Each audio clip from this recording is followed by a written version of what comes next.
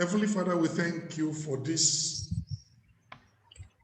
morning again that we can come to your presence, the day of the Lord, to fellowship with one another and to receive from you into the word of God concerning the grace of God.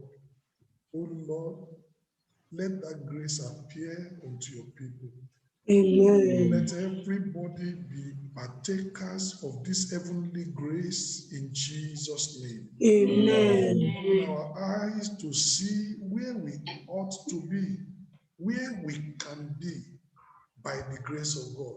Elevate Amen. us in Jesus' name. Amen. Thank you, Lord, because we know you Thank you, answer. Father. In Jesus' mighty name, I pray. Amen. Amen. Amen.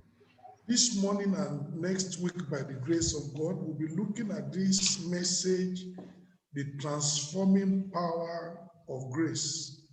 I'll look at part 1 today, and we'll look at part 2 next week, the transforming power of grace. Grace,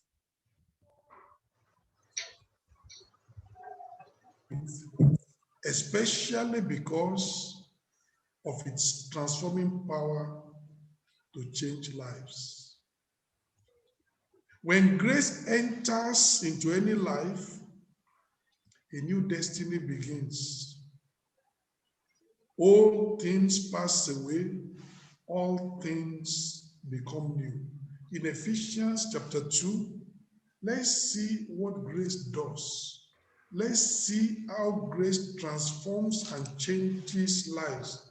Ephesians chapter 2, let's see our state before we were converted and what was the basis of our conversion. Ephesians chapter 2, verse 1. And you are quickened, who were dead in trespasses and sins. That was our past. Dead in trespasses and sins, wherein in time past you walked according to the course of the world. In the time past, we just did the things dictated by Satan. We walked according to the course of this world, according to the prince of the power of the air, according to Satan's dictates. The spirit that now worketh in the children of disobedience, among whom also we all had our conversation in times past. We were also like unbelievers, like sinners in time past. There was no difference between us and them.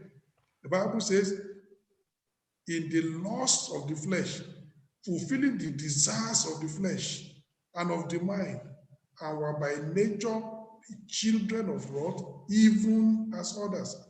That was our past. Very bad. Dead in sins and trespasses, walking according to the course of this world, walking according to the dictates of the prince of the power of the air, walking and living like the children of disobedience, living in lusts of the flesh and the desires of the flesh. And we were children of wrath. Verse 4, but God, who is rich in mercy, for his great love, wherewith he loved us, even when we were dead in sins, hath quickened us together with Christ. By grace ye are saved. That's what grace does. We were sinners, dead in sins and trespasses, then grace entered. Salvation was the result. Then grace came and wiped our old record away and brought us into a new light and into a new life. Grace came. In verse 8, the Bible says, for by grace are ye saved, through faith, and that not of yourselves, it is the gift of God. So that's what grace does.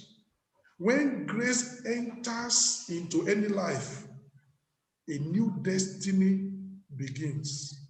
All things pass away, all things become new. 2 Corinthians chapter 5 in verse 17. And I'm asking you today, have you experienced the grace of God? Somebody says, Pastor, I thank God for his grace upon my life. Can we really see that grace? Has that grace actually touched you? 2 Corinthians chapter 5, verse 17. See what the scripture says concerning the grace of God. It says, therefore, if any man be in Christ, he is a new creature. All things are passed away. Behold, some things are become new. All things. All things are become new. When grace enters into a life, all things pass away, all things become new.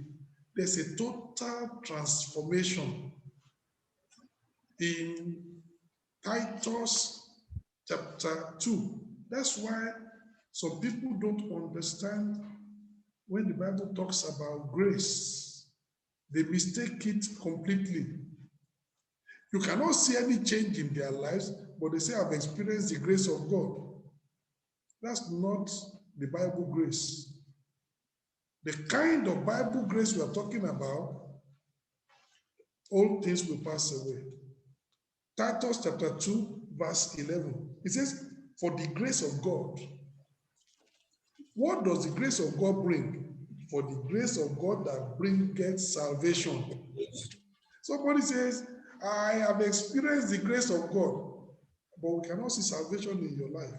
Which grace did you experience? The grace of God bringeth salvation. For by grace are we saved. We were sinners before, but when grace enters, because of the mercy of God, we are transformed. For the grace of God that bringeth salvation hath appeared to all men, teaching us that denying ungodliness and worldly lust, the grace of God will eliminate worldliness from your life. The grace of God will eliminate worldly lust from your life, that we should live soberly, righteously, and godly in this present world. That's why the Bible says that all things pass away. Worldly lust pass away. Worldliness pass away. Fornication and adultery pass away. Lying pass away. Aggression pass away. And all things become new. Gentleness, goodness, all the things that are the fruit of the Spirit, self-control, they come into your life. Then we will say that you have experienced the grace of God. There is a transforming power of the grace of God. That's why the Bible says, let him that stole before, let him steal no more. If you were somebody who was a thief before, when the grace of God comes into your life, stealing stops, honest living begins. So somebody says, Pastor, I know, I'm experiencing the grace of God, but we cannot see the evidence in your life. That's not Bible grace. Bible grace has a transforming impact on the life of anybody. When grace enters into your life, a new destiny begins. All things pass away, all things become new. Grace wipes out our old, rotten, and damning record, and grace gives us a new slate to write new things. Grace cancels the past and opens new possibilities for the future. Grace leads the beggar from the dunghill and causes him to sit among princes and to inherit the throne of glory. 1 Samuel chapter 2, verse 8. That's what grace will do. Grace will lift somebody that people have written off, and grace will bring him to the place of honor, to the place of eminence. 1 Samuel chapter 2, I read verse 8. The Bible says, God, he raised up the poor out of the dust and lifted up the beggar from the dunghill to set them among princes and to make them inherit the throne of glory. For the pillars of the earth are the Lord's, and he has set the world upon them. Upon them. You know what he's saying here? When the grace of God comes into a person's life, somebody that has been written off, God puts him in a place of honor, in a place high up. And people are wondering, that's what grace will do. And my brothers, you are, on the platform this morning. My sisters, you are on the platform this morning. Let the grace of God lift you up. Let it lift you up from the dunghill. Let it set you among princes and princesses. Let it make you to inherit the throne of glory. Let the transforming power of grace be evident in your life. Let God do what he wants to do in your life by his grace. Number one, as we look at this message, we look at the fact that grace can transform terrible sinners into saintly disciples. That's the first thing. The transforming terrible sinners into saintly disciples. That's what grace will do. Grace comes with immense power, and it transforms terrible sinners into saintly disciples. Grace transformed Rahab, the harlot, from licentious and defiling living into a virtuous woman that was eventually integrated into the Commonwealth of Israel. Think about it. Think about it. If a person like Rahab could be saved, almost anybody can be saved.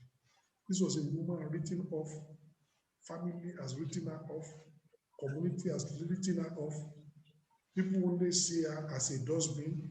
When somebody needs to relieve himself, you go to the house of Rahab. Maybe you pay 10 euro and ease yourself. She's become like a human dustbin, written off. But when the grace of God comes into that life, there's a transformation. There is a change. And I pray that the Lord himself, he will do that in our lives in Jesus' name. Amen. Amen. Joshua chapter 6 from verse 18. Let's see what happened when she was rescued. Joshua chapter 6, I read from verse 18. Joshua chapter 6 from verse 18. The scripture says, and ye in any wise keep yourselves from the accursed thing, lest you make yourselves accursed when you make when you take of the accursed thing and make the camp of Israel a curse and trouble it. Now, if I read from verse 22, but Joshua said unto the two men that had spied out the country, go into the harlot's house. That was the name they called her. Go into the harlot's house and bring out thence the woman and all that she had, as ye swear unto her.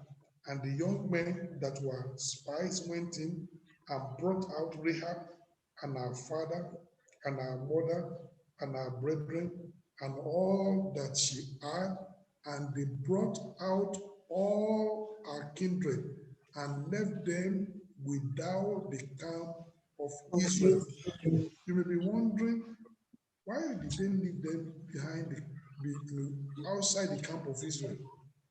The camp of Israel was holy. And when anybody is unholy, you stay outside the camp. And when you have been sanctified and you have been cleansed, then you come into the camp. Now, she's coming from Jericho, a defiled place, a corrupt place. And they cannot just take her from Jericho and then just put her into Israel. They put her outside the camp. And after cleansing and God has, done the work in her life, and she's integrated into the community. What grace will do, and maybe you are listening to me this morning. Have you been written off? God has not written you off. Have you been told, well, there is no hope for you? There is hope for you. When grace enters your life, things change. When grace entered into the life of Rahab, prostitution was over. Immorality was over. Defiling and corrupt living was over. You never heard that when Rahab eventually came into the camp of Israel, she was going from man to man. No, Rahab settled down. When she was in Jericho, who will marry her? But now in the camp of Israel, she got married. She had children. She settled to a noble life. In Jericho, it was all over. Nobody will come near her. Nobody will propose to her. Nobody dare marry her. But when grace has transformed her, she became somebody who is marriageable, who could be married, who could settle down, who could become a virtuous woman, who could become a wife. My brother, grace is coming your way today. Amen. To transform you. Amen. My sister, grace is coming your way today to transform you. Amen. What people knew you to be before, Rahab the harlot, that's changing. Becoming Rahab, the great grandmother of Jesus. What a noble change. What a great change. And it will happen in your life in Jesus' name. Amen. Hebrews chapter 11. Hebrews chapter 11, verse 31. Hebrews chapter 11, verse 31. By faith, the harlot Rahab perished not with them that believed not, when she had received the spies with peace. He's talking about how Rahab did not perish in Jericho. Every other person in Jericho, they perished. But Rahab and her extended family, they were rescued. Grace was extended to them. Even if you are in a situation, maybe your whole extended family, everybody, there is a cause, and everybody is to be wiped out, like Jericho was wiped out. God will extend his grace unto you. Amen. You will be preserved. Amen. You will not perish in Jericho. Amen. You will not perish with them that believe not. Amen. Grace will give you life. Grace will give you a new lease of life. Grace will rescue you in Jesus' name. Amen. In Ruth chapter 1, because we are seeing how grace can transform terrible sinners into saintly disciples. Ruth chapter 1.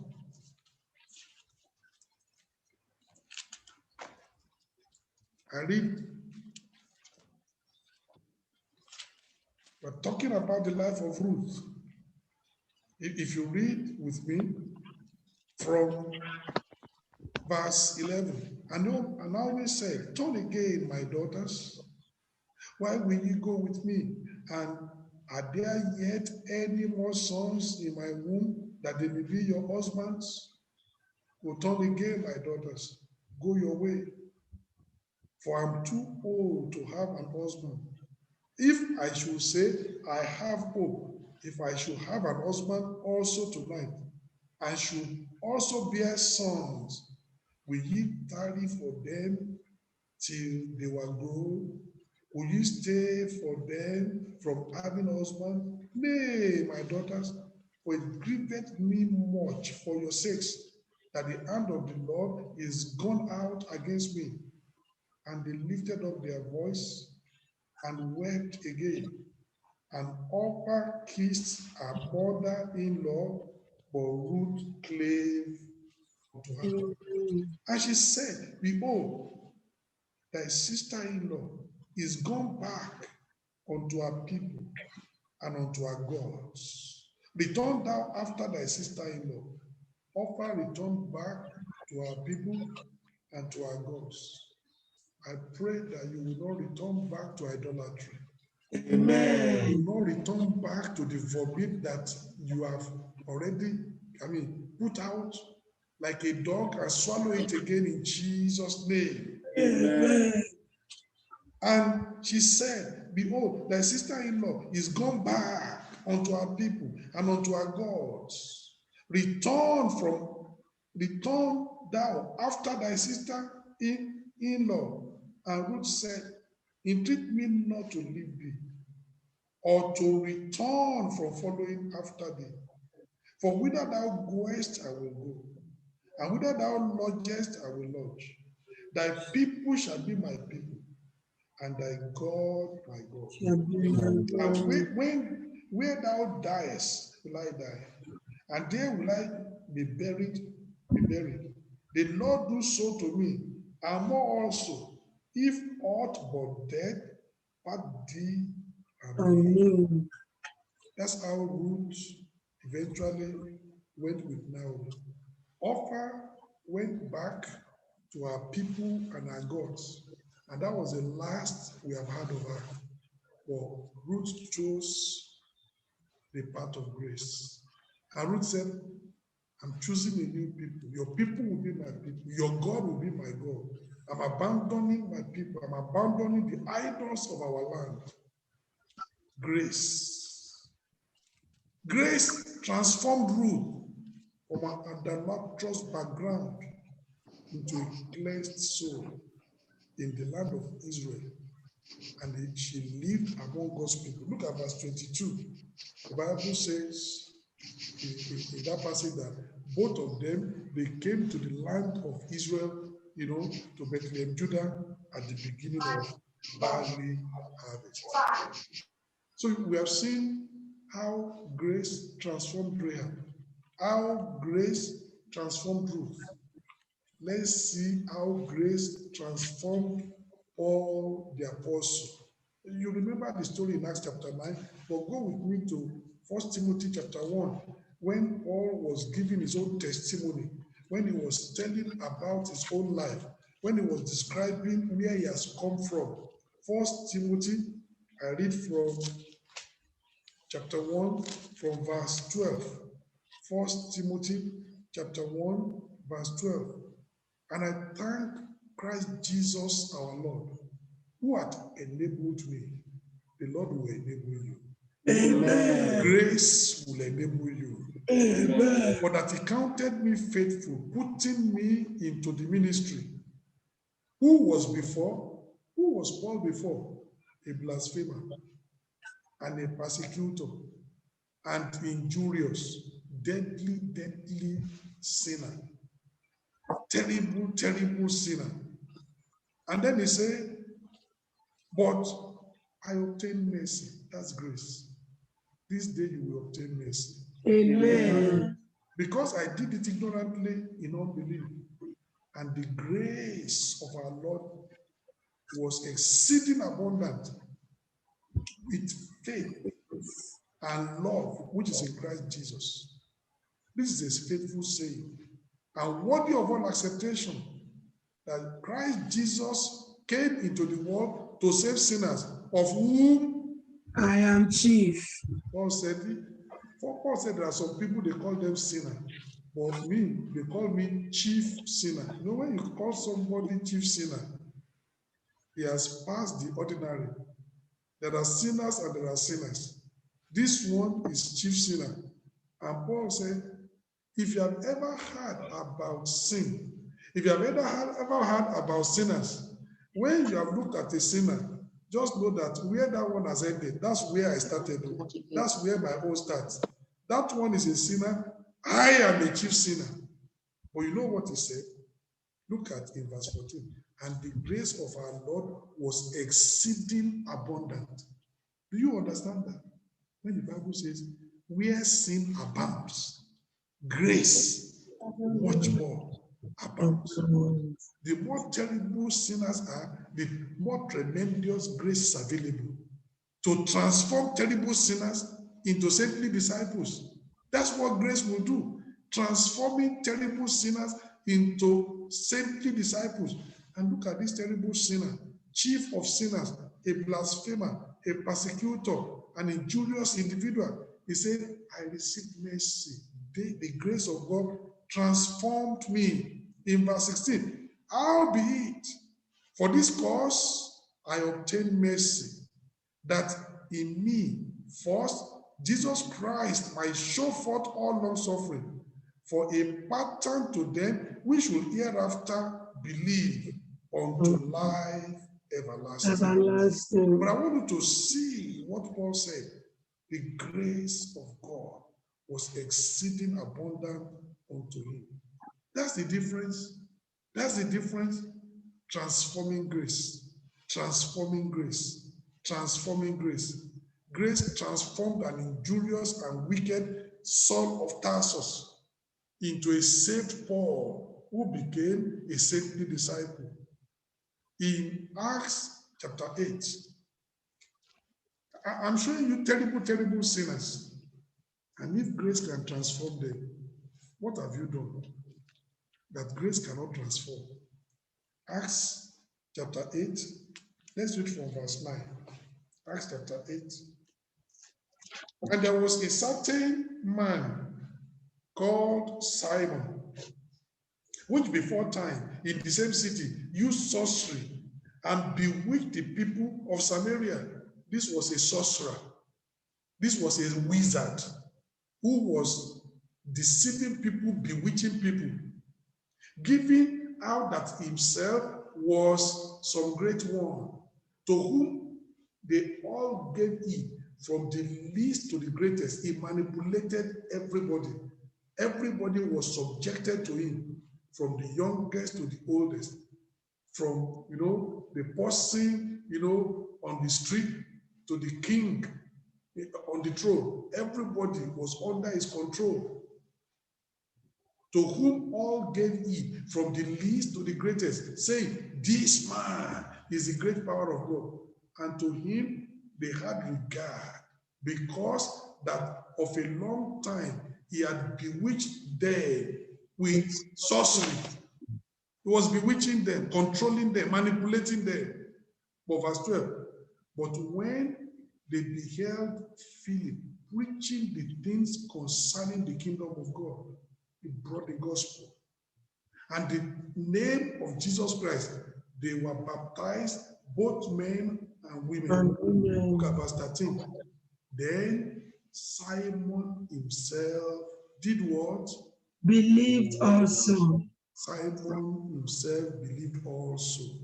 And when he was baptized, he continued with Philip and wondered, beholding the miracles and signs which were done. Terrible, terrible sinner, a wizard, a sorcerer, deceiving people, manipulating people. Now he got born again. What grace will do? This is the person that people would have said, let's stone him to death. Witches are stoned to death. Wizards, they stone them to death. That this is the one that is causing all the trouble in the village. This is the one that is oppressing everybody. But grace does not stone to death. Grace bestows life. A woman has been caught in adultery in the very act. John chapter 8. When grace enters, neither do I condemn you. Go and sin no more. Grace brings life. Grace rescues. Grace transforms. Here is another terrible sinner, Simon the sorcerer in Samaria. Grace transformed him into a saintly disciple. This day, grace will transform you. Amen. Luke chapter 23. Luke chapter 23. Grace. Luke 23. Let me read to you from verse 39. From verse 39. And one of the malefactors, which were hanged, railed on him, say, if thou be Christ, save thyself And us. But the other answering rebuked him, saying, Dost not thou fear God? See, thou art in the same condemnation. And we indeed, we are justly condemned, for we receive the due reward of the deeds of our deeds. But this man had done nothing amiss. We are justly condemned. He is unjustly condemned. We are suffering because we are robbers, but this man, they just told lies against him. Don't you fear God? And he said unto Jesus, Lord, remember me when thou comest into thy kingdom, pleading for mercy. A few moments, this man is going to be executed and he will die. And verse 43, and Jesus said unto him, Verily I say unto thee, today shalt thou be with me In paradise. a terrible sinner, last minute salvation, converted into a saintly disciple. He will be with Jesus in paradise. What grace will do? Only grace can do that. Only grace can do that. Grace transformed a terrible robber into a disciple at the last minute on the cross. I just shown you to tell you the grace of God is a powerful, powerful factor. It's a powerful thing that will transform the worst of sinners. You think about it. Grace transformed Rahab. Grace transformed Ruth. Grace transformed, Paul, the son of Tarsus. Grace transformed Simon the sorcerer. Grace transformed this terrible robber on the cross, transforming terrible sinners into saintly disciples. That's what grace will do. In Romans chapter 5, I want to show you something. Some people are looking. Oh, where have you gone? What have you done? My brother, the grace of God is abundant. It will help you. Amen. No matter how deep and fettered in sin you are, grace is available for transformation. Romans chapter 5, verse 20.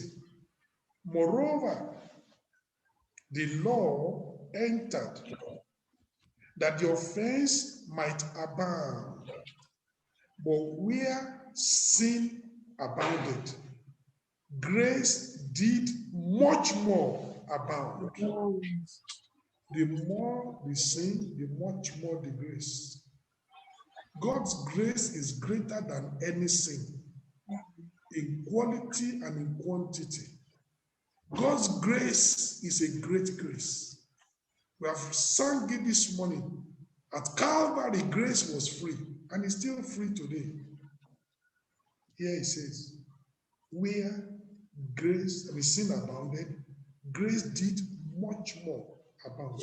Verse 21, that as sin had reigned unto death, even so might grace reign through righteousness unto life by Jesus Christ our Lord.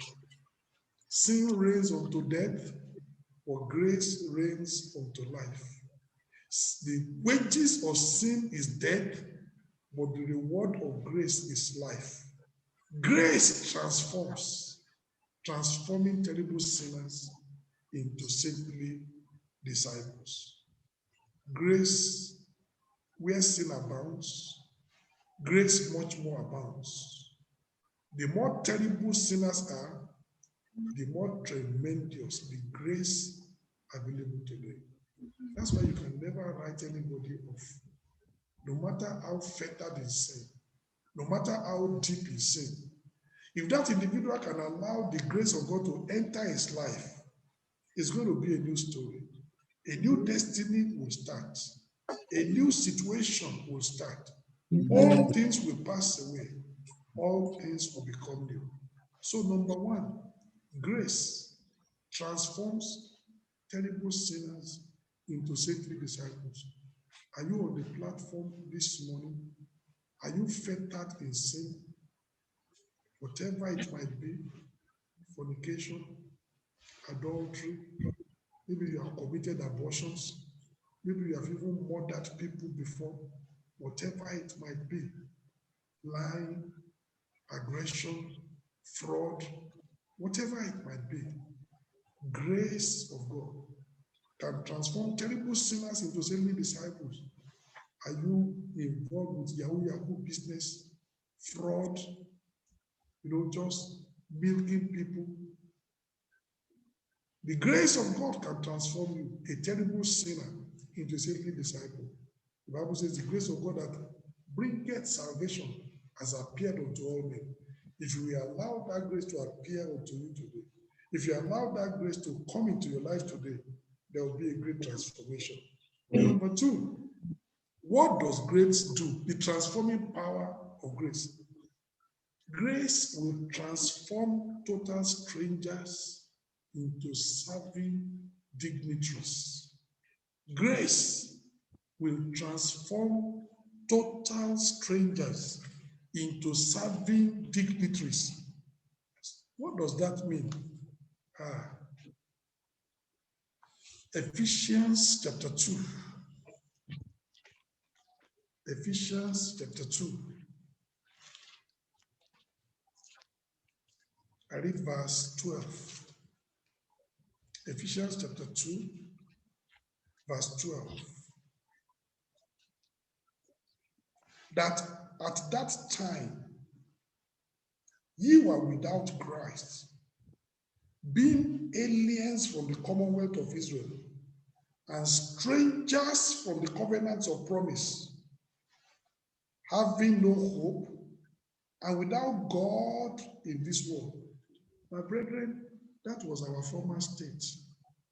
We were aliens from the commonwealth of Israel. We were strangers, total strangers to the covenant of promise. We don't have God. We don't have Christ. We don't have hope. The kingdom is not ours. We were lost. We were completely far, total strangers. But look at what God did for us. Verse 13. But now, it says, before you were lost, before you were an alien, before you were a stranger, before you had no access to the covenant of promise, before you were outside the kingdom, before you had no God, you had no hope, you had no Christ. But now, what has happened? But now, in Christ Jesus, ye who sometimes were far off are made nigh in the blood of Christ. Grace brings you near. Amen. Yesterday you were a total stranger. Today you are a citizen in the kingdom. That's the impact of grace. In verse 14, for he is our peace, who hath made both one, and hath broken down the middle wall of partition between us. That's what grace does. It breaks down the barrier. It breaks down the barrier and brings you into the fold.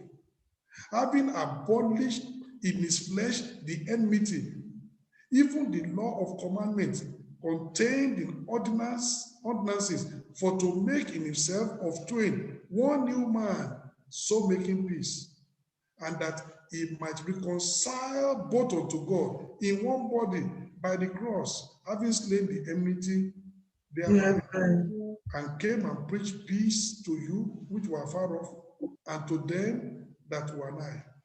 For through him we have both access by one Spirit unto the Father. Now therefore ye are no more strangers. My brother, thank God for your life. You are no more a stranger. Amen. My sister, I bless God for your life. You are no more a stranger. Amen. Before you got converted, you are a stranger to the covenant of promise, an alien from the commonwealth of Israel. But when grace comes in and transforms you, now therefore, ye are no more strangers and foreigners, but fellow citizens with the saints and of the household of God. God. Can you see that? Of the household of God. Ye are no more strangers, but fellow citizens. That's what grace does. Grace brings you from afar and brings you into the fold. Grace breaks down the middle wall of partition and brings you into the fold. Every sinner is an alien from the commonwealth of Israel and a stranger to the covenants of promise. But grace brings us home from afar. Grace abolishes the dividing wall. Grace integrates us into the family of God. God reconciles us to himself. Grace reconciles us to God. Grace saves and freely justifies us. Romans chapter 3, verse 25, verse 24. My brother, are you having guilt? There is no need for guilt. Are you having a lot of panic? Will I make heaven or will I not make heaven? There is no need for that. When grace comes in, abolishes every guilt. Romans chapter 3, let me show you in verse 24. It says, being justified freely. How? By his grace, through the redemption that is in Christ Jesus. Our brother, we have been justified freely by his grace. You know what justification means? Justification is when the judge declares and says, they told me that you are guilty, but I confirm that you are not guilty. You can go free. That's justification. And the Bible says, what does it? Grace.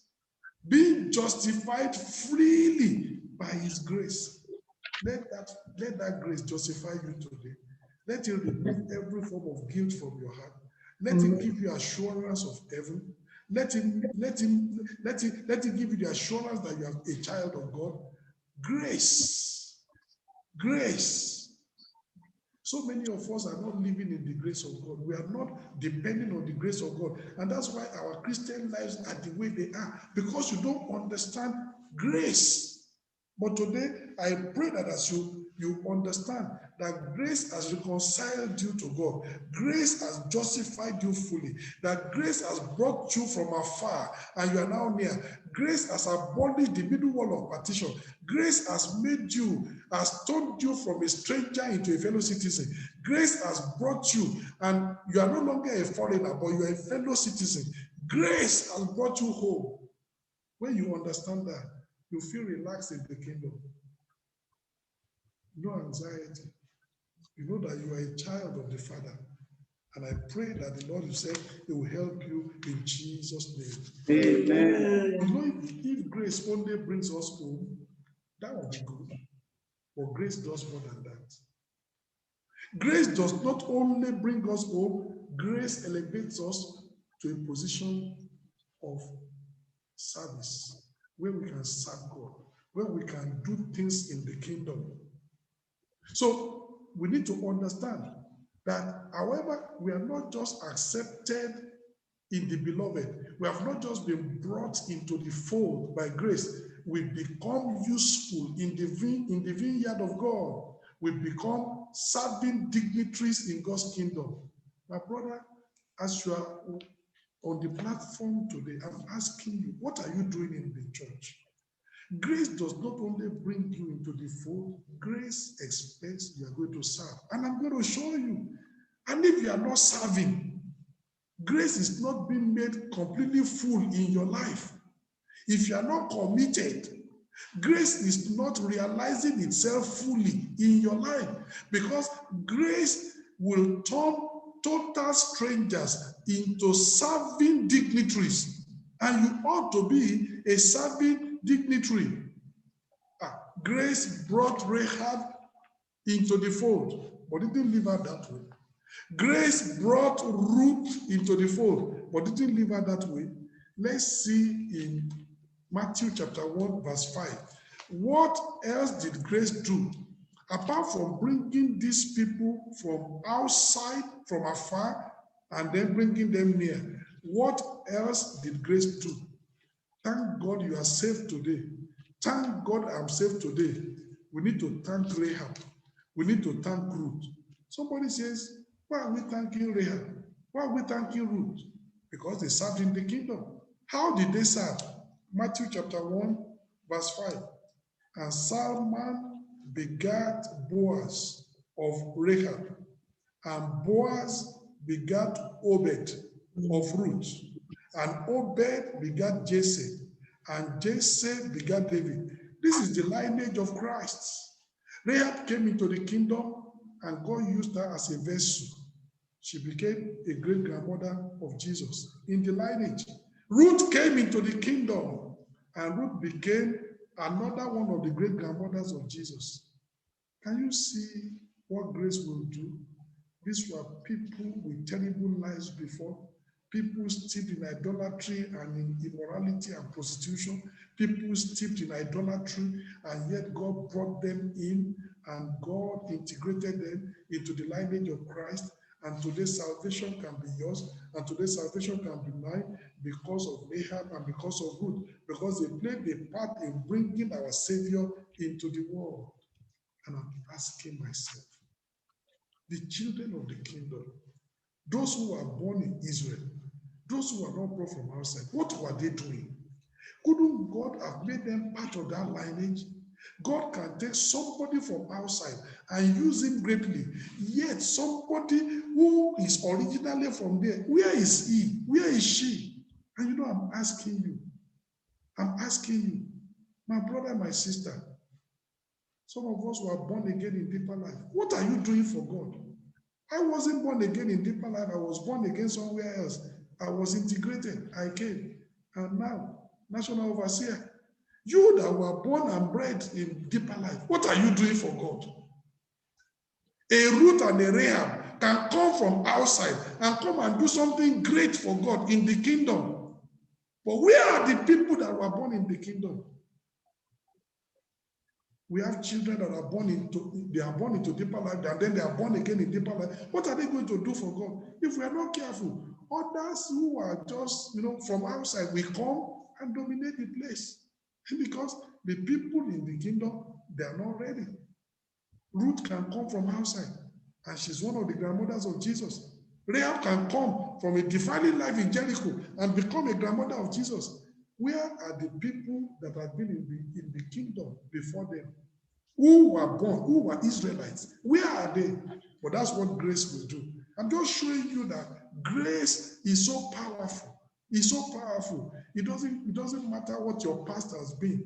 Grace will give you a glorious future. Amen. So Rahab, a former prostitute, and Ruth, a former idolater, they became pillars in God's plan of salvation. They became great grandmothers of Jesus. They did something in the kingdom, and we are still grateful for that. Grace has transformed you. You are saved. But I'm asking you, my brother, what are you doing in the kingdom? I'm asking you, my sister, what is your impact in the kingdom? Have you been transformed from a total stranger to a serving dignitary by the grace of God? Some of you don't know this, but let me show you. Judges chapter 1. And what I'm talking about today, I'm praying that it's going to steer somebody there up. Amen. You've been born again in deeper life for so many years, but you are not doing anything for God. And sometimes you complain, we have been here for 10 years. Even this one that came only 2 years ago, they are making him to do some scripture. We that have been here, what are you doing? You rise up. Otherwise, that's what is going to be happening. Let me show you. Judges chapter 1, verse 16. Then Judges chapter 1, verse 16. And the children of the Canaanite, Moses' father-in-law, went out of the city of palm trees with the children of Judah unto the wilderness of Judah, which lies in the south of Arad, and they went and dwelt among the people. I want you to see that part of the people that inherited the land were Moses' father-in-law. They were a tribe. They were called Canaanites. They were not Israelites. They were people in Midian. But they were integrated with Israel. But one thing that you didn't know is that One of those people, look at Numbers chapter 32.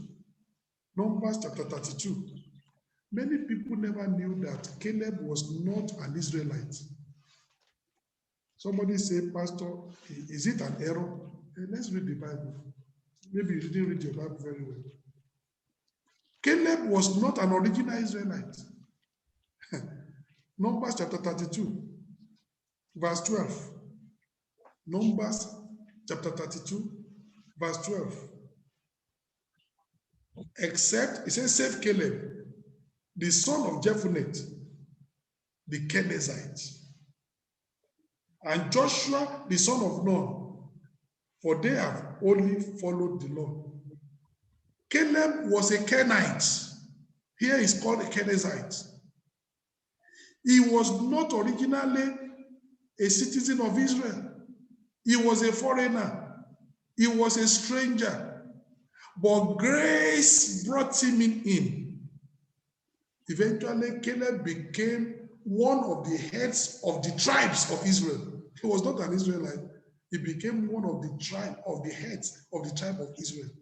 And eventually, he was one of the 12 spies occupying the book. That's grace.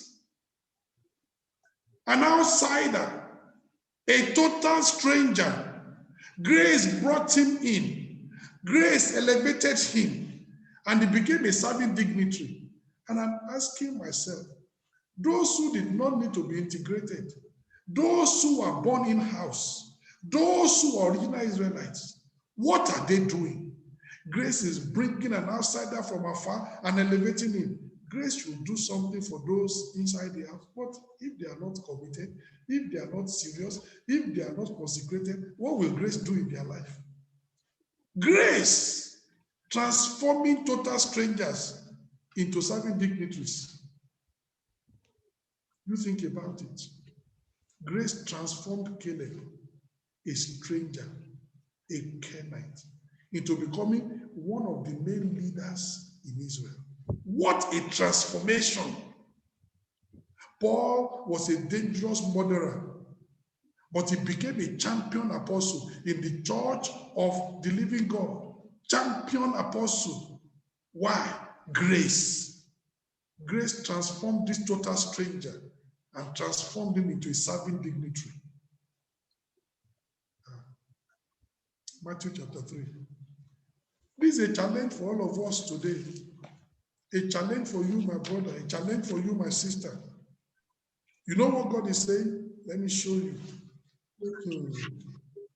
Matthew chapter 3. Let me read to you from verse 8. Bring forth therefore fruits meet for repentance. And think not to say within yourselves, we have Abraham to our father. For I say unto you, that God is able of these stones to raise up children unto Abraham. He was saying, Jews, if you will not serve God, God will raise people who you say, these are stones, these are non-entities. God will bring them in to serve him. God will transform total strangers into serving dignitaries. It's your privilege, being a Jew, to serve God. But don't say, Abraham is my father, I'm a Jew, and therefore, no. You can't take it for granted. So if you want to do that, God will abandon you and take these stones and raise them up. In Luke, look at the scriptures. In Luke,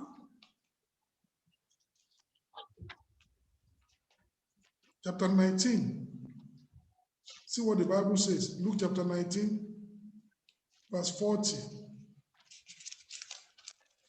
This was when Jesus, some people were praising Jesus as he was going into, and then some people said, keep quiet. Don't praise him. Don't do this. Look at it from verse 39. And some of the Pharisees from among the multitude said unto him, Master, rebuke thy disciples for praising him. Verse 40. And he answered and said unto them, I tell you that if these should hold their peace, if these will not say Hosanna, if these will not sing my praise, the stones will immediately cry out. If the people that ought to sing his praise refuse to sing his praise, stones will be singing his praise. I pray God will not use stone to replace you. Amen. You know what the Bible says? These people have I created for myself. They will show forth my praise. That's Isaiah. But if you refuse to show his praise, stones will cry out and show his praise. God will not use stone to replace me. Amen. And I pray God will not use stone to replace you. Amen. What God is saying is that if the people that are meant to serve him refuse to serve him, God will raise other people. Do you now understand what Mordecai told Esther? You don't know whether you are in the kingdom for such a time like this to come and serve the people of God. But Mordecai told Esther, don't think that if you disappoint and you don't serve, the job will still be done. If you don't rise up to do something, deliverance will occur for God's people out of another place. But you and your father's house, you will be destroyed. My brethren, some of us are on the platform today. We beg you, we beseech you, we do this. Pay your tithe so that by the grace of God, we can buy fuel into the bus. We can pay insurance of the bus. We can be able to pay the rent, of the places where we are using. We can pay the water. We can pay the electricity. We can heat the place. And some will not pay tithe. God will use stone to replace you. Say, Pastor, you are cursing me. I'm not cursing you. I'm reading you the Bible. God wants to depend upon you, but you are telling God, I am not dependable. That money, you cannot get it from me. I'm not going to pay tithe. God will leave you. The job will still be done, but God will use something else to replace you. And God will tell you, it's my work, it will still be done. Don't allow God to do that. Don't allow God to do that. That God will use stone to replace you because you refuse to do what you ought to do.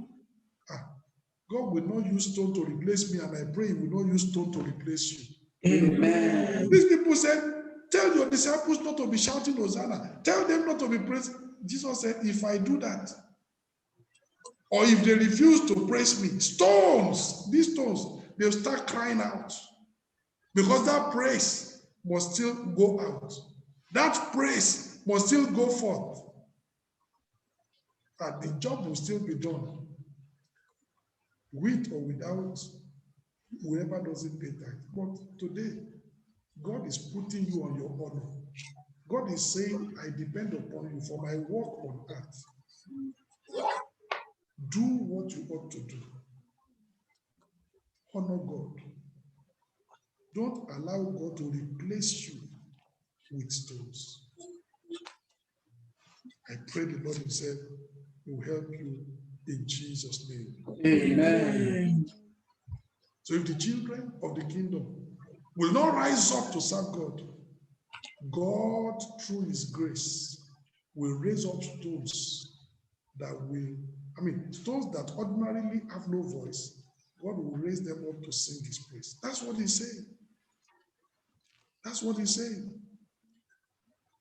God has called you to serve. God has called you to give. God has called you to support his work. God has called you to be somebody in the kingdom. God has called you to teach the scriptures. God has called you to be a pastor. It's a privilege. He has transformed you a total stranger to the covenant of promise, alien from the commonwealth of Israel, somebody who was afar off. God has brought you in. He broke down the middle wall of partition and he brought you into the beloved. You are no longer a stranger, but a fellow citizen. You are no longer a foreigner, but a fellow citizen. You need to serve him. He put you in, not just for that, but also to serve. And I pray that you will serve in Jesus' name. Amen. Let me show you Matthew chapter 8. These are coming from the lips of Jesus. And this is what I'm talking about. Matthew chapter 8, verse 11. And I say unto you, that many shall come from the east and west, and shall sit down with Abraham and Isaac and Jacob in the kingdom of heaven. For the children of the kingdom shall be cast out into outer darkness. There shall be weeping and gnashing of teeth. The original children of the kingdom, because they refuse to serve, they are displaced. The foreigners that are far off, the strangers that are nowhere, the foreigners from the east and the west, God will go and take them and bring them and make them to sit in place of honor with Abraham, Isaac, and Jacob.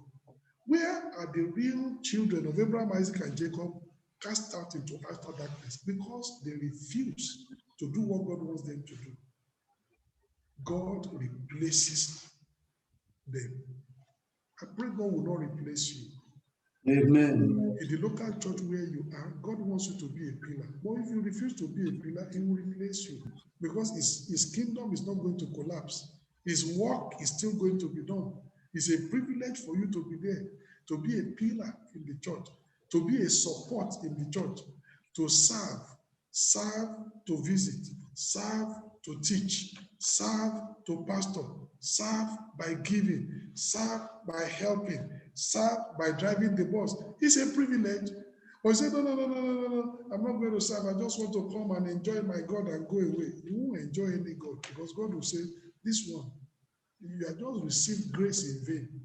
That's receiving grace in vain. Grace is for serving. You remember what Paul said? By the grace of God, I'm what I am, and I labor more abundantly than they all. The grace that does not make you to be committed is not Bible grace. The grace that does not make you to serve is not Bible grace. The grace that makes you to just sit down and look at others doing it, it is not Bible grace. Bible grace will make you to be committed and to labor more abundantly than other people. The more grace you receive, the more abundant labor you will have. Grace transforms total strangers into serving dignitaries. And we all were total strangers. But I'm asking you today, has grace transformed you to a serving dignitary? Are you serving in the kingdom? What is your contribution in your local church? What is your contribution in in your region?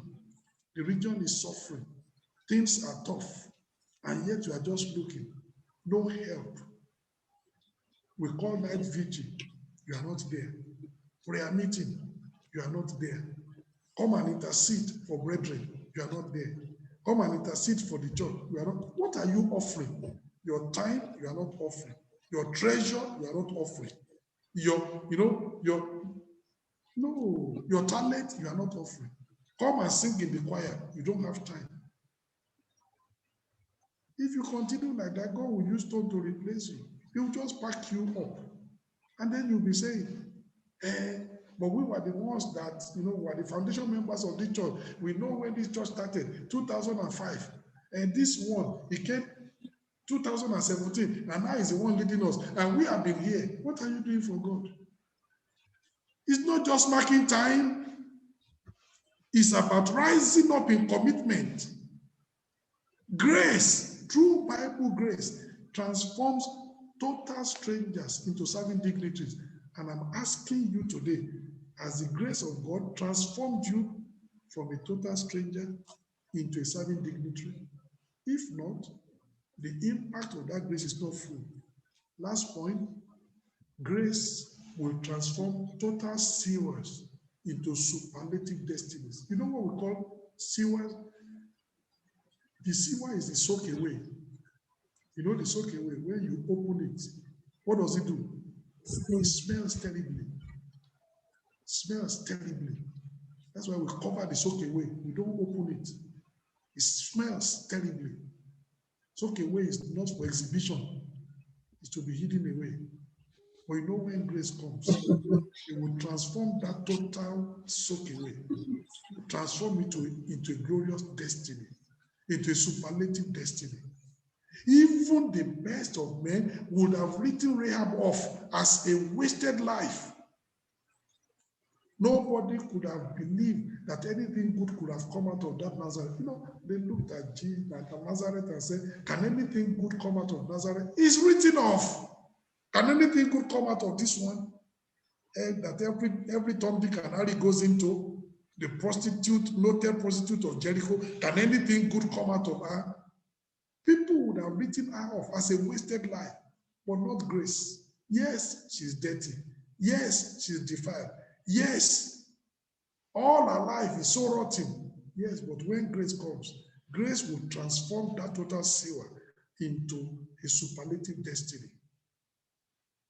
Moreover, however, God took the rotten, stinking life, cleaned it up, transformed it, and gave it a superlative destiny. Let me show you one thing. Deuteronomy chapter 23. Because the things I'm talking about today, if you understand grace, oh, you're on another platform. If you understand the depth of God's grace. Deuteronomy chapter 23, verse 3. I want you to read it very well. An Ammonite or Moabite shall not enter into the congregation of the Lord, even to their 10th generation. Shall they not enter into the congregation of the Lord? For how long? Forever. Forever. A Moabite was not supposed to come into the congregation of Israel. But do you realize that Ruth was a Moabite? Grace. Grace. Amen. Grace. Hallelujah. A Moabite was never meant to be part of God's people forever. But grace brought Ruth into that. And she didn't only come into that, she became a great-grandmother of Jesus. Can you see what grace will do? Yes, sir. Transforming total sewers into superlative destinies. That's what grace will do. Ruth could have ended up like Orpah and like Orpah, forgotten and wasted in Moab. But grace transformed her destiny. From a woman that was forbidden forever from entering into God's congregation, she became an essential pillar in that congregation. What a superlative destiny. Maybe you don't understand. If you understand what I'm talking about today, it's so deep. It's so deep. Somebody that is not even meant to come into that kingdom. Now, not only came into the kingdom, became a pillar in the kingdom. What grace will do? What grace will do? You remember the case of Paul the Apostle, from a persecutor, from an executioner. Grace transformed him into a champion apostle, mightily used of God. And he said he even became a master, a wise master builder for the church of the living God. What a superlative destiny. From a life of terror to a transformed life. From somebody pulling down the church to becoming somebody who is now a wise builder of the church. What a transformation God will do. From a gangster, from an area boy, God now made him to be a champion apostle. What grace will do. And that's why nobody can ever be written off. If the person will allow God's grace into his life, if the person will allow God's grace into our life, it will surprise you what God can do with that life. And I'm speaking to you today. You are born again. You say you have received the grace of God. Has this grace transformed you in this way? Look at what we've been talking about. Can you say that the grace of God that appeared to you has done these things in your life? Transforming a terrible sinner into a saintly disciple? Can you say that grace has transformed you, a total stranger, into a serving dignitary? Can you say that grace has transformed a total sailor into a superlative destiny? that people have written you off, but God took you. You remember what the scripture says? He took me from the miry clay and set my feet upon the rock. That's what our God does. That's what grace does. He digs you from the miry clay and he sets you upon the rock. Grace. And that's what we need. Grace.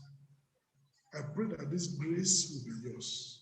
Amen. This transforming grace will impact your life. Amen. Let's rise up and pray. And you tell God, oh God, I need this grace in my life. This Bible grace in my life. This scriptural grace in my life. Not the kind of grace we have defined by ourselves, but the Bible grace. The transforming power of grace. Grace that will transform terrible sinners into saintly disciples. Grace that will transform total strangers into serving dignitaries. Grace that will transform total sewers into superlative destinies. Grace. Somebody that should not even smell the kingdom, not only got into the kingdom, became a pillar in the kingdom. What the impact of grace? Grace. That's what you need, my brother. Grace. That's what you need, my sister. Grace. Paul said, I am what I am by the grace of God. You will be what you are meant to be by the grace of God. Receive that grace. Don't receive the grace of God in vain. Receive that grace. Become a saintly disciple. Receive that grace. Become a serving dignitary. Receive that grace. Let your destiny be transformed into a superlative destiny. Receive that grace. Let the grace of God that bringeth salvation appear unto you. Denying ungodliness and worldly lust. Deny ungodliness. Deny worldly lust. Rise up to righteous living. Rise up to holy living. Let us see the impact of the grace of God in your life. Let's see the transforming impact of grace in your life. The transforming power of grace in your life. The transforming impact of grace in your family. Let's see that transforming insight, transforming power, grace. Grace. In Jesus' mighty name we pray. Amen. Heavenly Father, we just pray that we will allow your grace to so impact and transform our lives that the things we have learned today can be evident. Amen. The grace that transforms terrible sinners into saintly disciples. Let God's grace impact our lives. Amen. The grace that transforms total strangers into serving dignitaries. Let that grace impact our lives. Amen. Those who have been in the church and they are not serving. They are just in the church to take.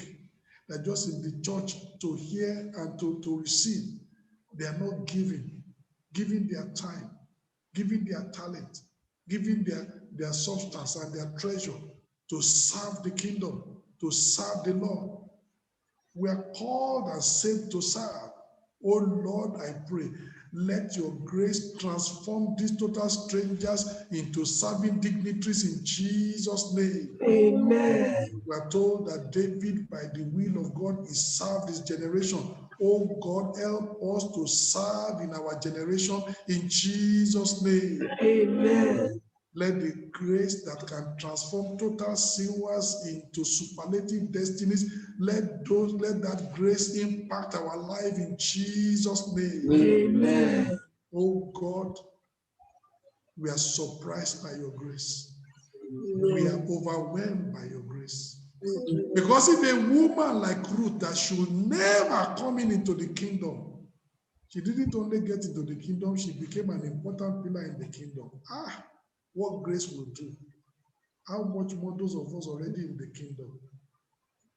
Grace does not need to overcome that kind of obstacle to even bring us in the kingdom. We are already in the kingdom. And if grace can bring somebody who is not even supposed to be in the kingdom, grace can bring her into the kingdom. Grace can raise her to be a pillar. Grace can take somebody like Caleb and bring him into the kingdom and make him a leader in Israel. Oh Lord, those of us that are already in the kingdom, let your grace be sufficient for us. Let your grace transform us. Let your grace impact our life. Let your grace raise us up to the place where you want us to be in Jesus' name. Amen. Let the transforming power of this grace, let it be evident and active in our lives in Jesus' name. Amen. Thank you, Lord, because I know you've answered. Thank you, In Jesus. Jesus' mighty name, I pray. Amen.